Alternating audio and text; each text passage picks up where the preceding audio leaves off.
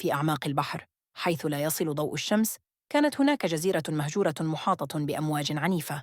كان مكاناً نادراً ما سمع عنه الناس، ومن ندر أن يقترب منه أحد.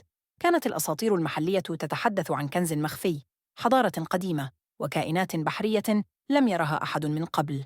قرر شادي، المغامر الشاب، أن يكتشف الحقيقة وراء هذه الأساطير مهما كلفه الأمر. بينما كان شادي يبحر نحو الجزيرة، بدأ يشعر بشيء غريب. أصبحت الأمواج أعلى وأكثر شراسة، وكأنها تحذره من التقدم.